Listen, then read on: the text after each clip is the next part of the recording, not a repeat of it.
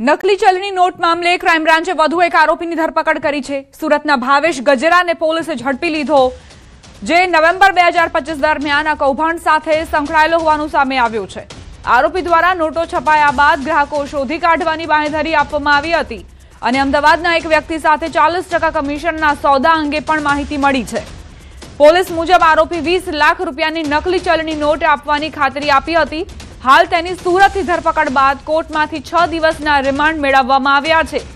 तपास दरमियान जाणवा मळ्युं के आरोपी पोताना मित्र साथे सत्यम युग फाउंडेशन गयो हतो, ज्यां मित्रनी पत्नी सारवार माटे दाखल हती।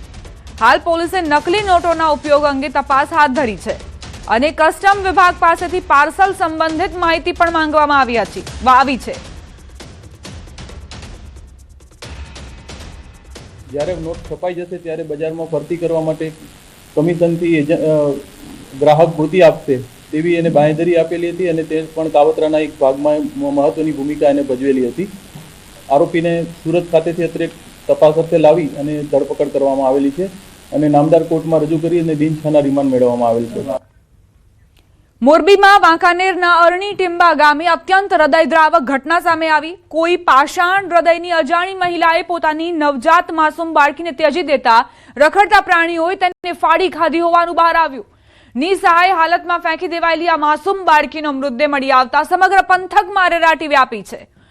लोको सतत आ महिला पर फिटकार वरसावी रह्या छे। स्थानिक लोकोने जाण थता ज वांकानेर पोलीस तात्कालिक घटना स्थळे दौड़ी आवी हती અને આ કરુણ ઘટના અંગે ગુનો નોંધી તપાસ શરૂ કરી હતી।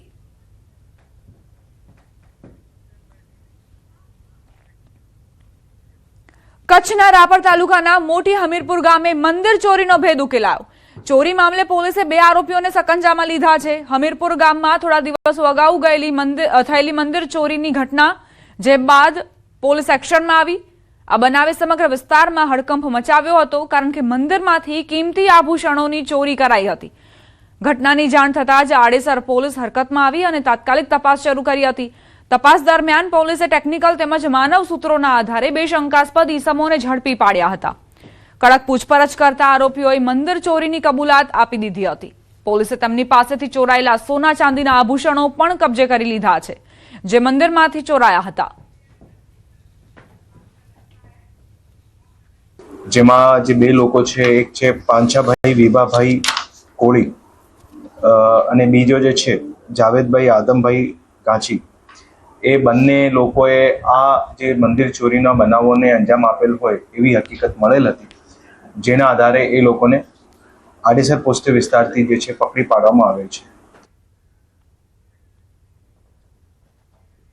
કેન્સરની સારવાર બાદ સાજા થઈને મોરબી પરત ફરેલા ધારાસભ્ય કાંતિલાલ અમૃતિયાનું સ્વાગત કરાયું। તેમના સ્વાગતમાં એક ભવ્ય રેલીનું આયોજન કરાયું હતું। ઉમા ટાઉનશીપ ખાતે આવેલા ઉમિયા માતાજીના મંદિરે મહાઆરતી કરવામાં આવી।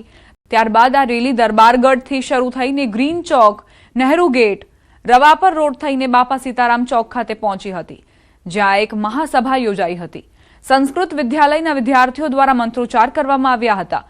ભવિષ્યમાં કોઈ પણ જગ્યાએ વિકાસના કામો ન અટકે તે માટે સૂચન કરાયું હતું। આગામી તાલુકા પંચાયત, નગરપાલિકા અને જિલ્લા પંચાયતની ચૂંટણીઓમાં ભાજપના તમામ ઉમેદવારો જીતશે તેવો આશાવાદ પણ વ્યક્ત કર્યો હતો। ધારાસભ્ય કાંતિલાલ અમૃતિયાના સ્વાગતમાં ભવ્ય કાર્યક્રમમાં મોરબી જિલ્લા ભાજપ પ્રમુખ સહિત સંગઠનના હોદ્દેદારો હાજર ન રહેતા રાજકીય ચર્ચાનું બજાર ગરમ થયું છે। હવે મારું પોલીસ ડિપાર્ટમેન્ટ તો કામ કરશે, પણ હું અઠવાડિયે એકવાર રાઉન્ડ મારીશ। ક્યાંય પણ આવું હોય છે તો મારું ધ્યાન દોરજો। ક્યાંય પણ ખોટા કામ હશે, ક્યાંય ભેરસેર હશે તો મારું ભારતીય જનતા પાર્ટીની કાર્યકર્તાની જવાબદારી સરકારની ઇમેજ બનાવવાની। ત્યાં એવું કાંઈ પણ હોય તો મને ફોનથી ધ્યાન દેજો। પણ અમારે ઓચિંતાની ગાંધીનગરમાં જે એક મીટિંગ આવી એટલે પ્રદેશના હોદ્દેદારો એટલે મોહનભાઈ પણ અપેક્ષિત હતા, દુર્લભજીભાઈ એક વિશેષ એમાં અપેક્ષિત હતા, હું પણ એમાં અપેક્ષિત હતો। એટલે જેટલા મોટા બધા અધિકારીઓ હતા, પ્રદેશના અધિકારીઓ હતા, એ બધા જ અમે કમલમની અંદર ગાંધીનગર મીટિંગમાં હતા, એના કારણે ઉપસ્થિત નથી। બાકી ભારતીય જનતા પાર્ટી, કાંતિભાઈ, અમે બધા જ એક જ છીએ। આખું ભારતીય જનતા પાર્ટીને કોઈ ક્યાંય તકલીફ જ નથી। વલસાડ જિલ્લાના દરિયા કિનારે આવેલા મગોદ ગ્રામ પંચાયતના પૂર્વ મહિલા સરપંચના પતિ વિરુદ્ધ વલસાડ રૂરલ પોલીસ સ્ટેશનમાં ફરિયાદ દાખલ થઈ છે। તલાટીએ દાખલ કરાવેલી આ ફરિયાદમાં પૂર્વ મહિલા સરપંચ સંધ્યા પટેલના પતિ દીપેશભાઈ પટેલ વિરુદ્ધ ગ્રામ પંચાયતના બોગસ સહી સિક્કા કરી અને બોગસ દસ્તાવેજો ઉભા કરી એક ખાનગી ફાઇનાન્સ બેંકમાંથી ₹10 લાખની લોન લેવાનું કૌભાંડ આચર્યું હોવાનો આરોપ મુકાયો છે. વલસાડ રૂરલ પોલીસ સ્ટેશનમાં ફરિયાદ નોંધાતા જ પોલીસ તાત્કાલિક હરકતમાં આવી અને પૂર્વ મહિલા સરપંચ સંધ્યા પટેલના પતિ દીપેશ પટેલની તાત્કાલિક ધરપકડ કરી સળિયા પાછળ ધકેલી દીધો છે. જેમાં તલાટી કમ મંત્રીના ખોટા સિક્કા મારી ખોટી સહી કરવામાં આવેલી હતી. એ સહી કરીને વાપી ખાતે આવેલ ફાઇનાન્સ બેંકની અંદર આ દસ્તાવેજો રજૂ કરી 10 લાખથી ઉપરની લોન મેળવવામાં આવી હતી અને મકાન જે પત્નીના નામે કરેલું એ પત્નીના નામનું મકાન ત્યાં મોર્ગેજ કરીને લોન લેવામાં આવી હતી. એ બાબતે ફરિયાદ દાખલ થતા હાલમાં જે માજી સરપંચ છે દીપેશ પટેલ એની પોલીસ ધરપકડ કરી છે.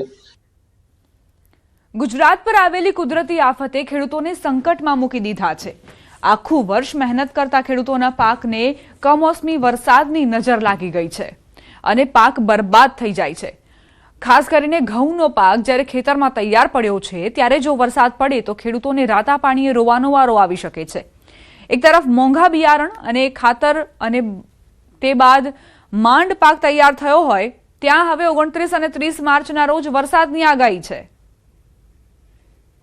હું એક ખેડૂત છું. અત્યારે હવામાન ખાતા દ્વારા જે આગાહી કરવામાં આવી છે 29-30 તારીખે, એ જો વરસાદ કમોસમી વરસાદ થશે તો અરવલ્લી અને ખાસ કરીને બીજા જિલ્લામાં ખૂબ નુકસાન થાય એવું છે. ખેડૂતોને હજી 30% જેવા મકાઈ અને ઘઉંનો પાક ખેતરોમાં જ છે.